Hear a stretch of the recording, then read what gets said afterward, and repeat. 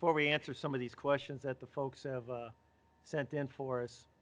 So right now you're in Arizona. You're trying to work out, but it's difficult, and you hope to. Your plan is to maybe drive to Kansas City and spend Mhm. a few weeks in Kansas City if you can get up there, and then do some of your workouts in Kansas City before this ban gets lifted and you get back into spring training mode. Is that what you'd hope to do? Right. My hope was, they're keeping the facility. They did keep the facility open, but now they're shutting it down. But they're leaving the field, the conditioning field open, and the cages open if whoever wants to go use it. But we can't get into the building. But I'm gonna try to probably drive out to Kansas City and use those facilities, but those are also closed too. So it's kind of up in the air of what I'm gonna do. Maybe some in-home workouts, stuff like that, until the bans of where you can go is lifted in Kansas City. So. One last question before we get to these questions, Nick, is how did you gain your 15 pounds this off season? I mean, Yeah. I know weight's always been an issue for you. What triggered this year for you to gain those 15 pounds that you were looking to do? Well, after last season, I thought it was important that I had a pretty good off season, and that's when it hit me that it's best for my career if I stayed down in Arizona and use the facility here, use the nutritionist here, use the strength and conditioning coaches here too. So that's what I did, and I was at the complex 3 to 4 days out of the week. I would wake up, I would make a shake, I would go to the facility, I would eat breakfast there before I worked out. After I worked out, I'd hit another shake, and then when I got home, I would eat again. It was just constant eating, and then usually when in college and my first couple of years of pro ball, when I was full, I would just stop eating. And but here is like first 2 weeks when I was full, I just kept eating and I kept eating, and I got sick of it. But after like 2 weeks, I got used to it. So just constant eating, constant snacking, and yeah, and it seemed to work, and just constant strength and conditioning workouts, and so I can't thank the Royal staff enough. Hey, let's look at Right. some of these questions the folks sent us, Okay. Nick. Pull it up. Um, why don't you look at that first one that Jay Kenna 99 sent? What has been your favorite thing about Creighton baseball? I know it's been a few Yeah. years since you've been here, but what was your favorite thing about it when you were here? Yeah, the thing about it is I don't remember, I don't forget the stuff that I learned and experienced at Creighton. Creighton is dear to my heart, but I think the my most favorite thing was it was such a team game in college, and you kind of experience it now when you get to the big leagues. But it was such a team game, and you start in August, and you get to know your teammates, and you're with them through everything: classes, practice, games, trips. And that was one thing I did like about Creighton, was that we went on one long bus trip a year, and that's when you kind of got to know and got to be familiar with each and every teammate. And it was just more, it was a family. Creighton baseball was, and I mean that starts with you. You were great with that and getting the team together. But that's one favorite thing about Creighton baseball, is that it was such a team sport, and everyone was pushing for each other. That obviously we fell short, but I mean I wouldn't trade it for anything, because we got to know each other and make lifelong friends. So that's one thing that's my favorite thing. I would agree with you, Nick. I mean, it's something that the casual fan doesn't really fully understand about the college game, and that's always been one of our goals, is not only develop your skill set, which we tried really hard to do, but it's Hmm. also to develop those relationships that are going to be there for you when you decide someday if that's what you want to do and get married, and then when your playing days are done. Or I'm sure you get a lot of calls from your former teammates who have seen you play on the road or have gone down to Kansas City to see you play. Exactly. So I'm glad to hear that, because I believe it's one of the things that is very important about the college athletic scene, is the relationships that you develop. So I would agree with you that that's a big part of this Mm. whole process that we try to do here at Creighton within our baseball program. Um, let's look at that next one, Nick. Um, I'm sure you're familiar with that last name, Susan Steckness. Yeah, We all know exactly. Bill, and they have a Definitely. young child, Ted, who's a big fan of yours. I see Ted once or twice at our games here in the spring, um, and he wants to know, since they're not practicing right now, obviously, what drills he might be able to do at home that'll Right. make him a better player. Do you have any First and suggestions foremost, for young Ted, who's 9 years old, Nick, on what he yeah. could First and do foremost, at home? hello Ted. Yeah, hi Ted. I'm gonna say hi to Ted and the Steckis family.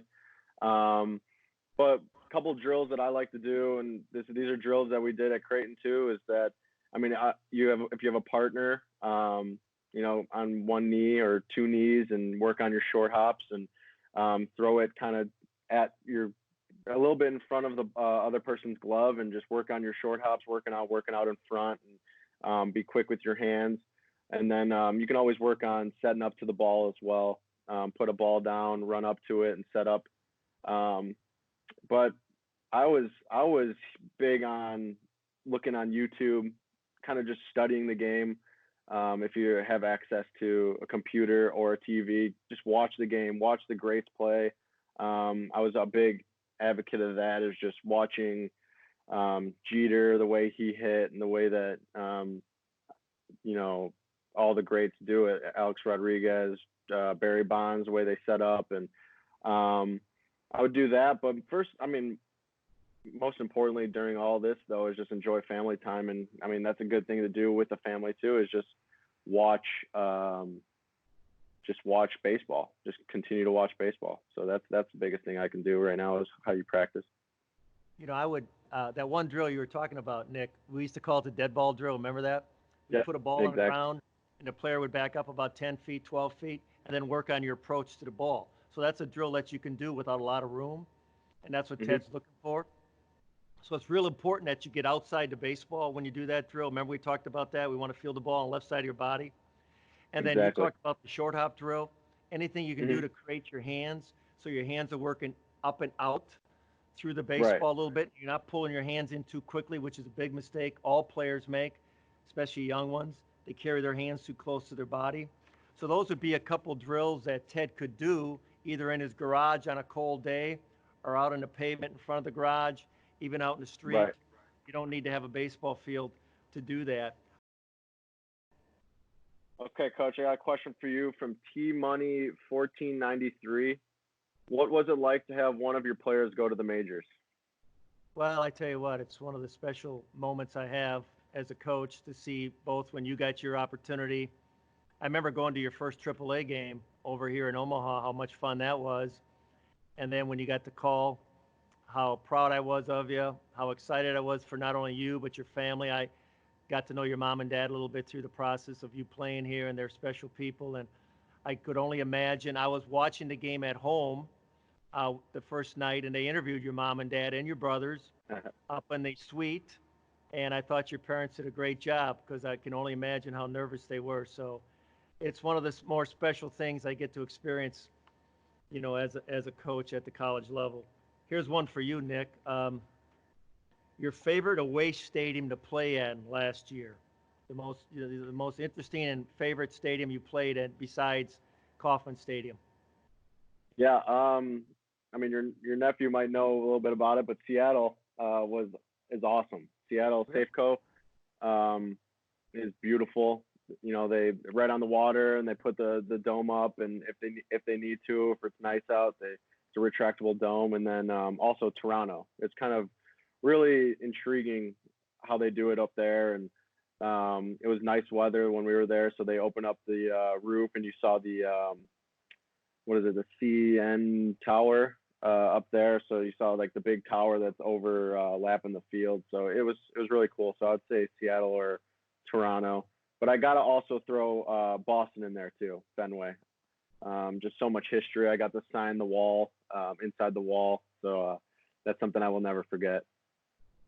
That's pretty cool. Well, I'm not surprised you said Seattle, Nick, because I was watching those games, and I think Hmm. you had about 7 hits up there in the three-game series, Yeah, if I'm not true. mistaken, maybe even eight hits in the It's three-game true. series. So I think I'd pick that as a favorite stadium too, if I had eight Exactly. hits I in can't three wait to go. games. So that's pretty impressive. So um, Exactly.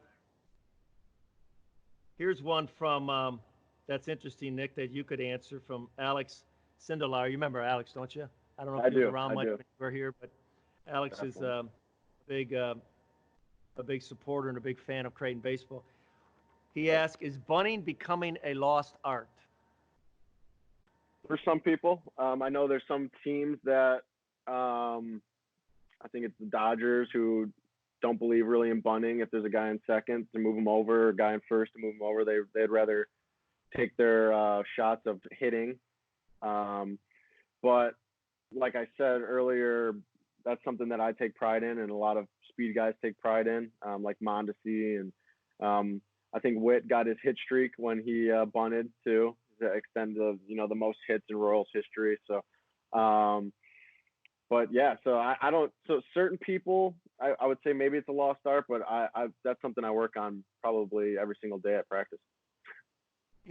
Best advice, Nick.